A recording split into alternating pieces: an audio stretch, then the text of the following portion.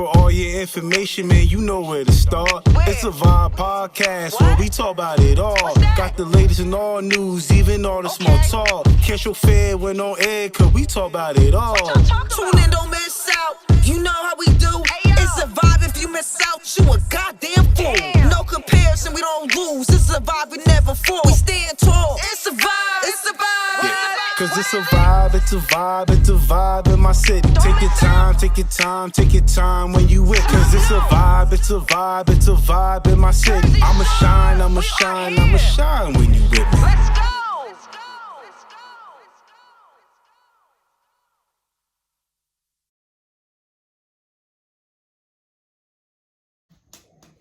Welcome to It's a Vibe with Kels. You know, that's it. It's just me today, but I have two special guests right now. I have Anira and I have Haley.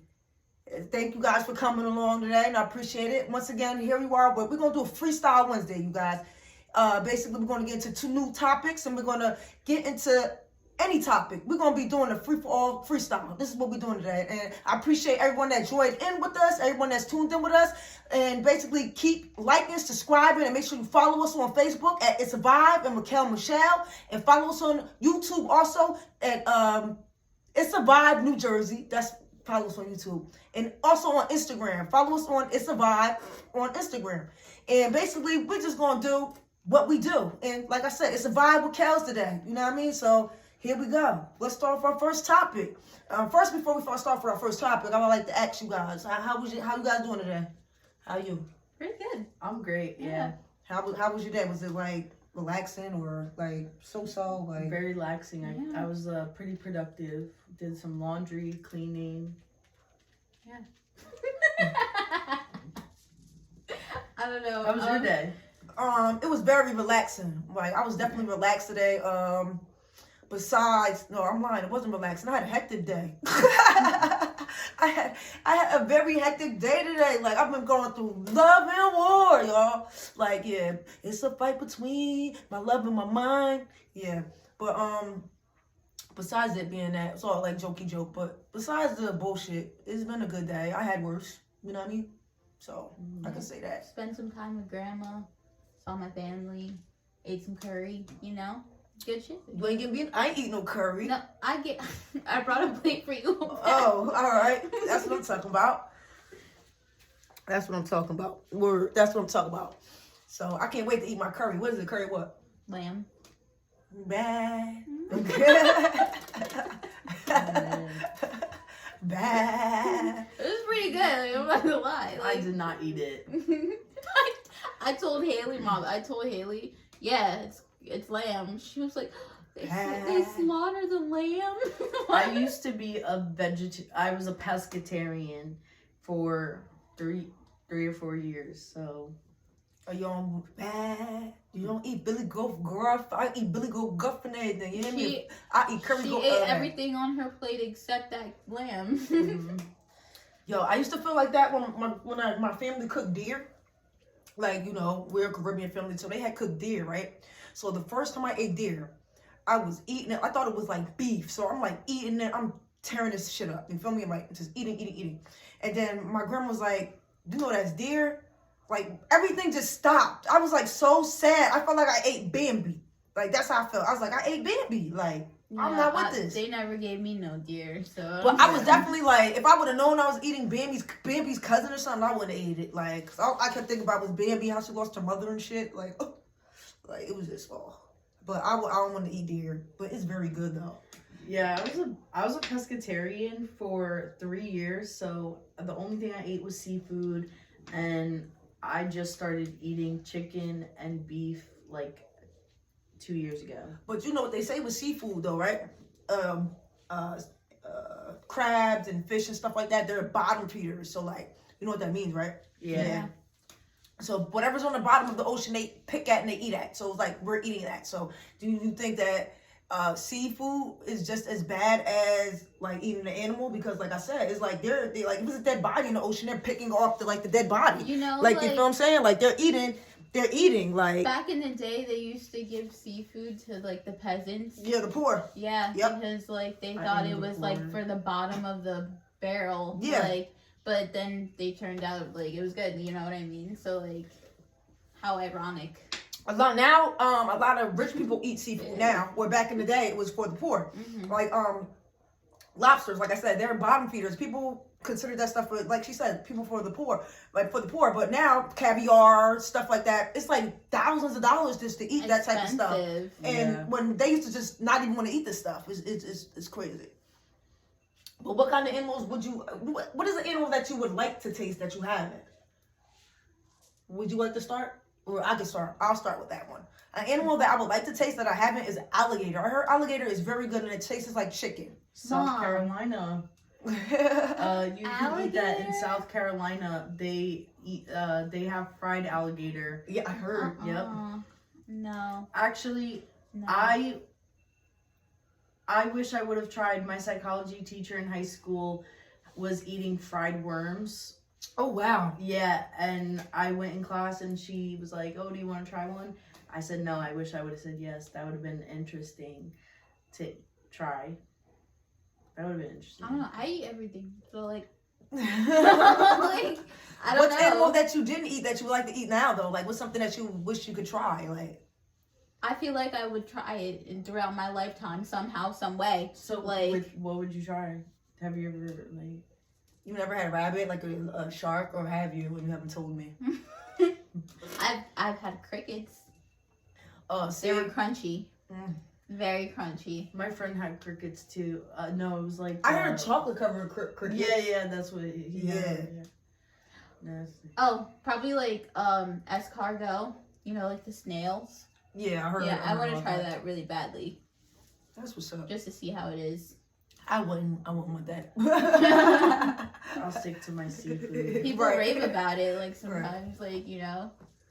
You guys got anything that you guys want to talk about? What's something that we're doing freestyle? So like, y'all can talk about whatever you guys Well, want I to talk have about. a question. Or now this is my daughter. This she has is- a question. This Let's is go. a big topic that me and her discuss. So Okay, so say you got kidnapped, right? Yeah. Right, and the woman was like a model type looking woman, like she was attractive. a very like, you attractive think she's woman. attractive. Like, Yeah. would you like be happy that you got kidnapped by Would her? you develop Stockholm syndrome or in would the process you like of being be like, kidnapped? nah, let me go? I don't care how attractive you are. It depends on how she was treating me. Like.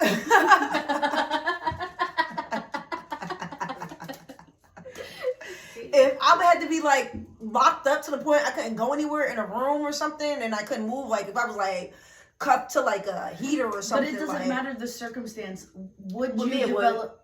With me, It it would. would? If she was treating me bad, I need to go. But if she treat me good, I might just stay a little bit. Like, you feel what I'm saying? Just for the simple fact that, like, all right, where am I going anyway? Like, I have to be here. You have me kidnapped. Like, at least treat me good. If you're gonna kidnap me, If she gave you the 3 meals a day, I might like- stay with this lady. Yeah, I probably couldn't. I got issues, so I probably would continue probably be. But I probably like, baby, you don't even have to keep me in no more. You don't gotta keep me locked and key. I'll just be with you. Like, I probably would be with my rapist or my kidnapper. But that's like on another subject. That's like Al Bundy. You think he's attractive? Ted Bundy? Ted Bundy. I said Al Bundy.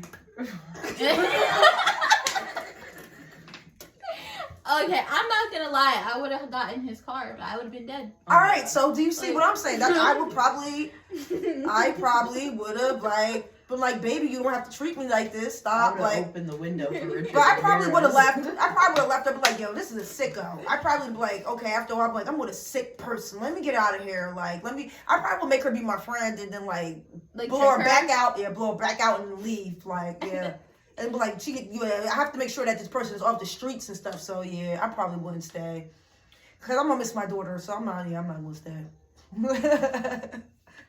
That's a What huge about you? topic. I took like a huge topic for us is Stockholm syndrome, psychology, serial killers. Right. Like it's up there. Oh. We talk about that a lot. So Right. I don't know, like for me, like I think so deep into people's minds. Like if you say one sentence, I'm looking for the deeper meaning in it. Right. That sounds healthy.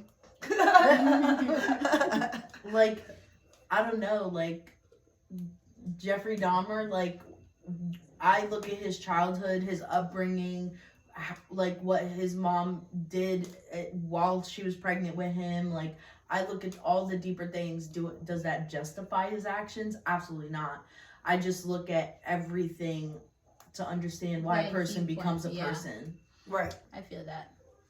Oh, you two guys on Spigo too. I need you guys to tap that screen. Please tap the screen up for me. But back to what you were saying, like, yeah, you're right. You do have to analyze a person's life to understand why they act the way they act. Either a serial killer or just a regular person around you. I very much agree with you with that. You gotta go upstairs. But I would definitely have to say that a person's actions and how they act definitely comes from their upbringing. And you have to be careful how you treat children when they're raising, because child's mind is one of the most delicate things right now. I could say that, like, you have to be careful what you put into that child. You have to be careful how you raise that child. You have to be very careful about what you do with the child, because, like you said, you could be raising a serial killer and you don't even know. Like, you feel what I'm saying? So I definitely did that. Yeah, I feel like there's so much, like, everything is deeper than what it seems. I think I study psychology, so everything's deeper for me. I can't think of something that wouldn't be a deeper meaning. I feel like I like to explore people's minds, explore their behaviors, the environment they grew up in, everything. Like, yeah, your upbringing. Do you back to environments? Do you know why the projects is off subject? But do you know what the projects were built for? No. I read a little article on Facebook. I don't know how true it is, but the projects was built because they wanted to see how people survived in a tighter environment. Meaning, sometimes in projects it'd be like maybe 8 people living in like a 2-bedroom, like some stuff like that, or 9 people living in like a 3-bedroom or something, or it could be at least like 4 people living in a 1-bedroom. They put this stuff together to make experiments. You understand what I'm saying? To see how people would adapt, how would people live, how would they act in these environments. And most of the time, drugs, killings. It was just like the projects was. It was a project, if it makes sense. That, like, it's for people for low income, and I really think sometimes I think it's a place where they built for us to kill each other, no matter what color you are, because poverty does not have color. Poverty doesn't, you could be white, black, Hispanic. Poverty and being in the projects does not have a color. We're all from the same place. So it doesn't matter what race you were getting thrown into the project to see if you did right with this project, or you did what you were supposed to do and leave, or if you stayed. And a lot of people, they didn't leave. A lot of people stayed and died and continue to grow generation after generation in the projects. You feel what I'm saying? Mm-hmm. I feel like, go ahead. I feel like there's so much more that goes into it, because I feel like you could have 5 people in an apartment, but they're all working together to build something more, and then but sometimes Hispanics really do that. Like, our people don't. Even meaning, your white people or black people, we don't work together. We work against each other. It'd be the Hispanics or the people from the islands that work together and they build up together. Like, a lot of us we don't work together. Like, the rent be $1,800. If you're making $2,000 a month, I'm making $2,000 a month, she making $2,000 a month, that's nothing. That's nothing. I feel like society has a hard time coming together and, like, being this, like, system that's connected to make things better. It's always independent, like, I'm gonna get better while I see you in the same place or struggle, or I'll be selling the same thing, or your friend will be selling the same thing the store is selling, and you'll go to the store. People go to the store to buy it, then get it from the friend. You understand what I'm saying? That's just how it is. That's how it is. Like, so people won't support you until they see other people support you. Like, for instance, I'll get on Bigo, and I have over 300, 400 views. Where I'll get on Facebook, and I have 6. Like, you understand what I'm saying? It's just like, people won't start supporting you until they see other people do it. And Facebook are your friends. Yeah. Bigo is a community. I don't know anyone on here, but I do know them because I start to build relationships with people on Bigo. Because I see those are people that help me, that support me, that tap the screen, that send beams. Like, you understand what I'm saying? I appreciate every little thing that they do. But it's like the people I know that's not supporting my dream. But it's like I have to just branch and do what I have to do for me that's going to get me the most supporters.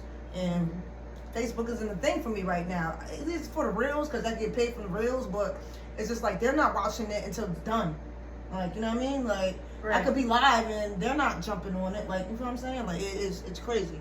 But it's just how life is. Like, people won't support you until they see other people supporting you. Yeah. It's when you're winning, people watch to see, well, what did they do to win? Or now I want to be your biggest fan because I see you doing great. Right. Absolutely. Absolutely. But that was a good subject. That was a good subject. Definitely. But with that being said, my next subject would be how would you feel if you were like being like a second option? How would you feel about that? How would you feel about being a second option? I think I would just take myself away from being an option at all. Like, the way, I mean, I guess it depends. Like, in relationships and job opportunities and different things, I guess. But, I think I would take myself away as an option. Yeah. It depends, I guess, on, like, specifics. Yeah, I feel the same way. I would do that too. I wouldn't no one likes to be the second option. I always want to be the first. Like, you know what I'm saying? So I would say the same thing. I'm gonna walk away from that situation also. Like, it's like, nah, I can't do it. I always want to be first. Like, Yeah. and my next question would be for you, off of that, because we're gonna move pretty quick on the subject. It's like I said, it's a freestyle, so it is what it is. Would you work at a job that you love but didn't pay well? Yeah. Because I feel like if I'm not doing what I love, then I like to live, I don't know, I like to live my life like happy, in peace. Like, if I can still be comfortable and make smart moves doing something that maybe pay lower, I'm still gonna do it because I'm still gonna want to get up and go there every day. Whereas, like, if I don't love what I'm doing, I'm not gonna put my energy into something I don't feel right about, and I'm not gonna feel the same way about it. It might make me more money, but it's not worth it because Right. it's not protecting my peace. Right. Makes sense. Me, for the other hand, I think more of the dollar. Like, you understand what I'm saying? Because I have bills to pay and stuff like that. So I have been in jobs where I wasn't happy. You understand what I'm saying? And wasn't getting paid the right amount, or I wasn't happy and wasn't getting paid the right amount. Or I was happy, and wasn't getting paid the right amount. So I would say, like, I chase the bag. But, like, what I do right now, I would say, like, I love it. Like, and it doesn't pay me enough, but I love it. Like, you feel what I'm saying? So I feel can like definitely anything, understand. I feel like anything could work out. You just have to make it work out, because I've lived my life with a lot of money and with no money. Yeah. So I feel like it's more too. about experiences and like living comfortably. So if I can wait a couple months of being broke, saving up my money, but still living comfortably enough to pay my bills, just not to get to experience something for a couple months, I'll do it, because I'm still happy doing what I love to do at work, and I'm saving money to build for those experiences. Right. Understandable. I definitely agree with that. My next question for you would be, what is like your plan for the future? Like, what is your plan? Where I'm at right now is I am going to just kind of not live in the struggle, but live in the struggle for a little bit, because I would love to be on my own in my own apartment, doing my own things with me and my daughter, but I'm gonna live where I'm at now and work hard so that one day I'm hoping I could buy me and my best friend a house and take care of her, take care of me, take care of our kids because everything in my life is about her. So Yeah. Let me tell you She's my something. Someone used to tell focus. me though all the time. I love that. What your idea was, what your plan is. Excuse me. What your plan is. I love that. But someone used to tell me, and I never got this until I was grown. When I was locked up, someone used to tell me, you always say what you gonna do for your daughter. You always say what you have to do for your daughter. But what do you want to do for you? Because she can't be all right if you're not okay. Mm-hmm. What about you? See, like, it makes me happy to make others happy. Like, Yeah. I feel like I'm content where I'm at in my life, and like, As long as everyone's happy, you're happy. yeah, like, I'm content. So as long as I can provide for the people I love, I'm content. Because I don't really need anything. Yeah, understandable. Very understandable. Right, I could dig that. I'm just gonna get comfy, y'all, since it's only two of us. We'll get comfy. But yeah, I could definitely dig that. Like, another question I had to ask, because I've been a single mom too. What's the hardest part, and I can answer this too. Mm-hmm. What's the hardest part about being a single mom? I think it's just the guilt that one day she's going to question herself and try to understand, like, oh, why wasn't I enough for him to be in my life? Why didn't he want to be a part of my life? Why? And like, that's the guilt I'm gonna have, knowing like it's not your fault. It has nothing to do with you. It's his loss. But I feel guilty that she's going to question herself one day. Let me tell you from raising my own child and being a single parent, she's gonna have her own opinion of her father.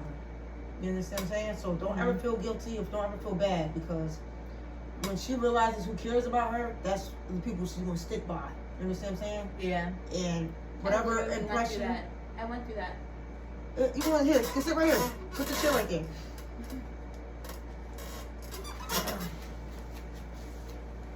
Welcome back. Right.